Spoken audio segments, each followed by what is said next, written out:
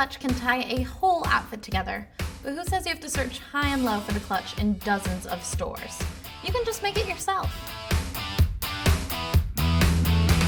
Hey, I am Gracie Dzienny, and today I'm going to be showing you how to make your very own clutch. So patent purses are really big right now. I know I am obsessed with the Ted Baker ones with the little bow, but name brands are expensive, so I'm going to be showing you a way to make it with things you probably already have in your house. The first thing you're going to need is plastic, and I just found this at the local fabric store. I made this pattern, and we're just going to lay this down to make sure we cut a piece of plastic the size we need. The great thing about plastic is you can just slide the scissors.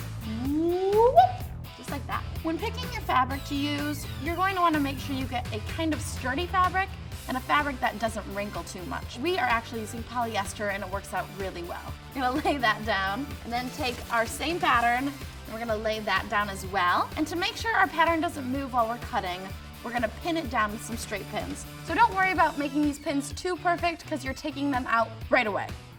So we have our 6 pins in there and now it's time to cut this out. Now we're gonna unpin the pattern. So now it's time to put the fabric and the plastic and kind of bond them together.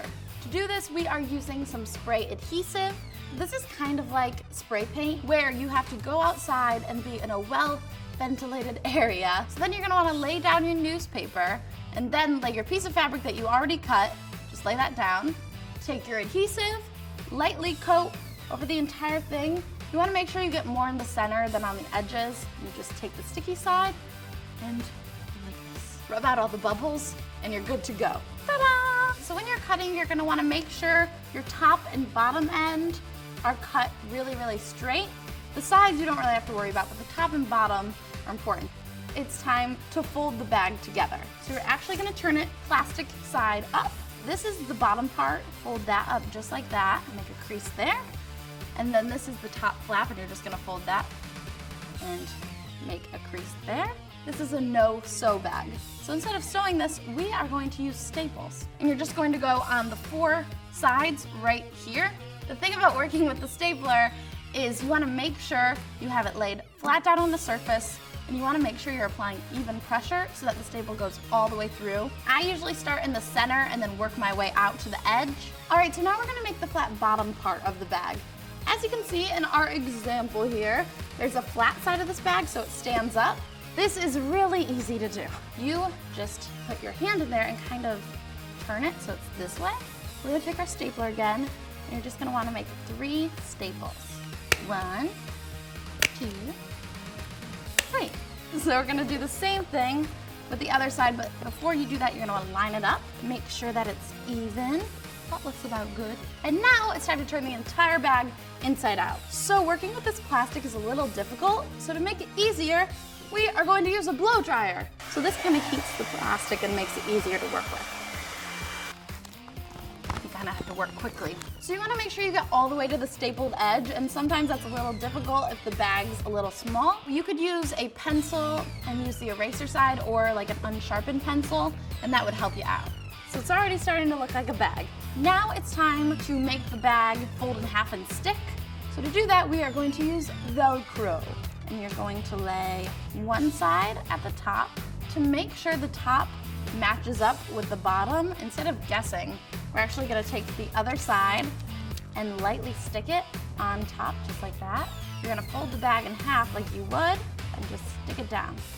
Just hold that for a second. And look at that, it matches up every single time. Now the bag is almost done, but as you know, I am a girly girl, so I am gonna add a bow to mine so it kind of looks exactly like the Ted Baker bag. I went with a black ribbon, cut that, go back outside to the newspaper, take your sticky adhesive, spray it, take your leftover plastic, lay that down on top of it, and now you're gonna trim it. Ta-da! So it has the plastic side and the ribbon side. We are going to make one big loop, just like that. We're gonna flatten it out and see what it looks like. Cut it right there, and then add 2 staples, just like that. You're going to make a smaller loop, and we're going to cut it right there, and we'll add 2 staples. We're gonna put those on top of each other, just like that. and you're gonna add a little pleat. So you're just gonna kind of fold it 3 times. We're gonna take our thread and just wrap it around, like a lot. You're just gonna wrap and wrap and wrap and wrap and wrap and wrap. So we're gonna find our 2 ends, and we're just gonna tie those together and snip off the ends. I also love my sparkles. So we are going to add a sparkle right there. And this one's a little square black gem, and we're gonna add a little glue, stick this down right in the center to cover that thread, and you have a cute little bow. Now we're just gonna take a little more glue and add it to the front of the bag just like that. And just hold it for a second. There you have it. Bam, bam, bam. I wanna see your clutch, so Instagram me a photo at AwesomenessTV with the hashtag #ToDieFor, and I will see you all next week. Bye.